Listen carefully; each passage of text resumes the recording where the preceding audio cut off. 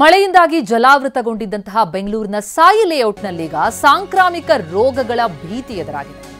ಹೀಗಾಗಿ ಸಾಯಿ ಲೇಔಟ್ನಲ್ಲಿ ನಿವಾಸಿಗಳಿಗೆ ಆರೋಗ್ಯ ತಪಾಸಣೆ, ರಾಜಕಾಲುವೆಯ ನೀರಿನಿಂದ ಸೋಂಕು ಹರಡುವಂತಹ ಭೀತಿ ಇದೆ.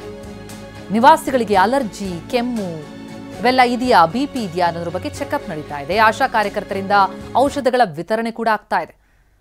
ನಿರಂತರವಾಗಿ ಅಲ್ಲಿ ನೀರು ನಿಂತು ಬಿಟ್ಟಿದೆ. ಅಲ್ಲಿನ ಪರಿಸ್ಥಿತಿಯನ್ನ ಚಿತ್ರಣ ನೀಡಿದ್ದಾರೆ ನಮ್ಮ ಪ್ರತಿನಿಧಿ ಶಾಂತಮೂರ್ತಿ. ಕೊಟ್ಟಿರುವಂತಹ ಗ್ರೌಂಡ್ ರಿಪೋರ್ಟ್ ಇಲ್ಲಿದೆ.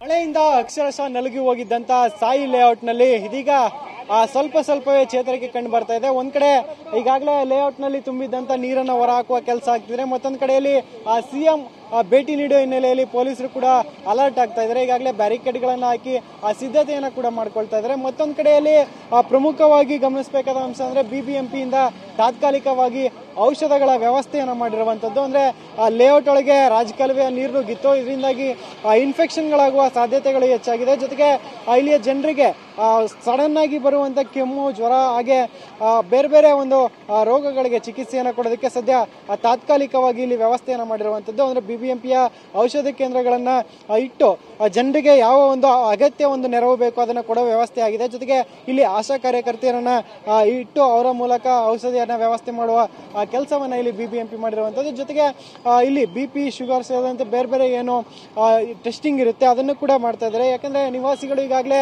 ರಾಜಕಾಲುವೆ ನೀರಿನ ವಾಸನೆಯಿಂದ ನಲುಗಿ ಹೋಗಿದ್ದಾರೆ. ಜೊತೆಗೆ ಆರೋಗ್ಯ ಸಮಸ್ಯೆಗಳು ಕೂಡ ಕಾಣಿಸ್ಕೊಳ್ತಾ ಇದೆ. ಈ ಹಿನ್ನೆಲೆಯಲ್ಲಿ ಬಿಬಿಎಂಪಿ ಈಗ ತಾತ್ಕಾಲಿಕವಾಗಿ ಒಂದು ಔಷಧಿಯನ್ನು ವಿತರಿಸುವ ಕೆಲಸವನ್ನ ಮಾಡ್ತಾ ಇದೆ. ಇನ್ನು ಸಿಎಂ ಭೇಟಿ ಹಿನ್ನೆಲೆಯಲ್ಲಿ ಇಲ್ಲಿ ತರಾತುರಿಯಲ್ಲಿ ಕಾಮಗಾರಿ ಕೂಡ ನಡೀತಾ ಇದ್ದು ಎಲ್ಲಾ ರೀತಿಯ ಸಿದ್ಧತೆಗಳನ್ನ ಮಾಡ್ಕೊಳ್ತಾರೆ. ಒಟ್ಟಾರೆ ಇಷ್ಟು ದಿನ ಏನು 3-4 ದಿನಗಳ ಕಾಲ ಬಸವಳಿದು ಹೋಗಿದ್ದಂತ ಸಾಯಿ ಲೇಔಟ್ನ ಜನರಿಗೆ ಈಗ ಸ್ವಲ್ಪ ರಿಲೀಫ್ ಸಿಗ್ತಾ ಇದೆ. ಆದ್ರೆ ಮತ್ತೆ ಏನಾದ್ರೂ ಮಳೆಯ ಎಂಟ್ರಿ ಆದ್ರೆ ಇದೇ ರೀತಿಯ ಸಮಸ್ಯೆ ಆಗುತ್ತಾ ಅನ್ನೋ ಆತಂಕ ಮಾತ್ರ ಜನರಲ್ಲಿ ದೂರ ಆಗಿಲ್ಲ.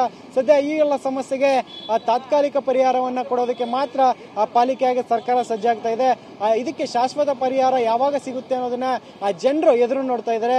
ಇದಕ್ಕೆ ಸರ್ಕಾರ ಏನಾದ್ರೂ ಪರಿಹಾರವನ್ನು ಕೊಡುತ್ತಾ, ಜೊತೆಗೆ ಇಲ್ಲಿ ಆಗ್ತಿರುವ ಸಮಸ್ಯೆಗೆ ಯಾವ ರೀತಿಯಲ್ಲಿ ಸ್ಪಂದಿಸುತ್ತೆ ಅನ್ನೋದನ್ನ ಇನ್ನಷ್ಟೇ ಕಾದು ನೋಡಬೇಕಿದೆ. ಕ್ಯಾಮರಾ ಪರ್ಸನ್ ಜಗನ್ ಜೊತೆ ಶಾಂತಮೂರ್ತಿ, ಟಿವಿ9 ಬೆಂಗಳೂರು. ಬೆಂಗಳೂರಿನಲ್ಲಿ ಈಗ ಮಳೆ ನಿಂತಿದೆ, ಆದರೆ ಅವಾಂತರಗಳು ಮಾತ್ರ ನಿಲ್ತಾ ಇಲ್ಲ. ಸದಾಶಿವನಗರದಲ್ಲಿ ಬೃಹತ್ ಗಾತ್ರದ ಮರವೊಂದು ಉರುಳು ಬಿದ್ದಿದೆ. ಖರ್ಗೆ ನಿವಾಸದ ರಸ್ತೆಯಲ್ಲಿಯೇ ಈ ಮರ ಉರುಳು ಬಿದ್ದಿರೋದು. ಕಾರಿನ ಮೇಲೆ ಮುರಿದು ಬಿತ್ತು ಈ ಬೃಹತ್ ಗಾತ್ರದ ಮರ. ಬೆಂಗಳೂರಿನ ಹಲವು ಕಡೆಗಳಲ್ಲಿ ಈ ರೀತಿ ಮಳೆ ಗಾಳಿಗೆ ಮರಗಳು ಧರಾಶಾಹಿ ಆಗ್ತಾ ಇದೆ. ಸದಾಶಿವನಗರದಲ್ಲೂ ಆದಂತಹ ಘಟನೆ. ಸದಾಶಿವನಗರದ ಮಲ್ಲಿಕಾರ್ಜುನ ಖರ್ಗೆ ಅವರ ನಿವಾಸದ ರಸ್ತೆಯಲ್ಲಿಯೇ ಉರುಳಿರುವಂತಹ ಮರ ಇದು.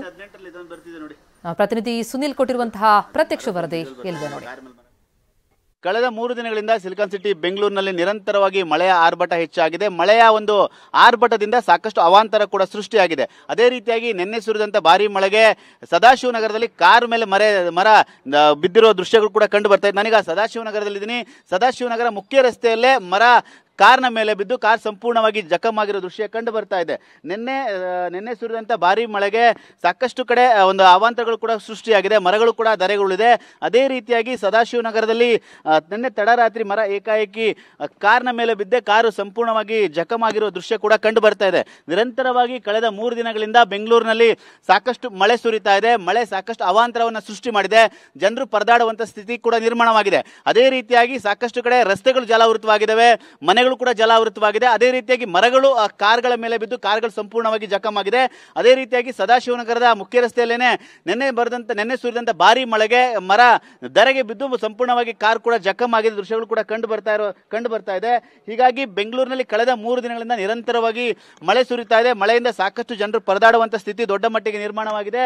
ಒಂದು ದೊಡ್ಡದ ಬೃಹತ್ ಮರ ಧರೆಗುರುಳಿ ಕಾರು ಕೂಡ ಸಂಪೂರ್ಣವಾಗಿ ಜಖಮಾಗಿದೆ. ಈಗ ನಿನ್ನೆ ಸುರಿದಂತ ಭಾರಿ ಮಳೆ, ನಿನ್ನೆನೂ ಸಾಕಷ್ಟು ದೊಡ್ಡ ಮಟ್ಟಿಗೆ ಗಾಳಿ ಸಹಿತ ಮಳೆ ಸುರಿಯಿತು ಬೆಂಗಳೂರಿನಲ್ಲಿ. ಇದರಿಂದ ಸಾಕಷ್ಟು ಅನಾಹುತ ಕೂಡ ಸೃಷ್ಟಿಯಾಗಿದೆ. ಅದೇ ರೀತಿಯಾಗಿ ಇವತ್ತು ಮರ ಸಂಪೂರ್ಣವಾಗಿ ಕಾರ್ ಮೇಲೆ ಬಿದ್ದು ಸಂಪೂರ್ಣವಾಗಿ ಕಾರ್ ಕೂಡ ಜಖಮಾಗಿರೋ ದೃಶ್ಯ ಕೂಡ ಕಂಡು ಬರ್ತಾ ಇದೆ. ಹಾಗಾಗಿ ಕಳೆದ ನಿರಂತರವಾಗಿ 3 ದಿನಗಳಿಂದ ಸುರಿತಾ ಇರುವಂತಹ ಭಾರಿ ಮಳೆಗೆ ಬೆಂಗಳೂರಿನ ಸಾಕಷ್ಟು ಕಡೆ ಜನರು ಪರದಾಡುವಂಥ ಸ್ಥಿತಿ ದೊಡ್ಡ ಮಟ್ಟಿಗೆ ನಿರ್ಮಾಣವಾಗಿದೆ. ಕಾರ್ಗಳ ಮೇಲೆ ಮರಗಳು ಕೂಡ ಸಾಕಷ್ಟು ಬಿದ್ದಿದ್ದಾವೆ. ಅದೇ ರೀತಿಯಾಗಿ ಸದಾಶಿವನಗರದಲ್ಲಿ ಕಾರ್ನ ಮೇಲೆ ಬೃಹತ್ ಮರ ಬಿದ್ದು ಕಾರ್ ಸಂಪೂರ್ಣವಾಗಿ ಜಖಮಾಗಿರುವ ದೃಶ್ಯಗಳು ಕೂಡ ಕಂಡು ಬರ್ತಾ ಇದೆ. ಕ್ಯಾಮರಾಮನ್ ಸಯ್ಯದ್ ಜೊತೆ ಸುನಿಲ್, ಟಿವಿ9 ಬೆಂಗಳೂರು.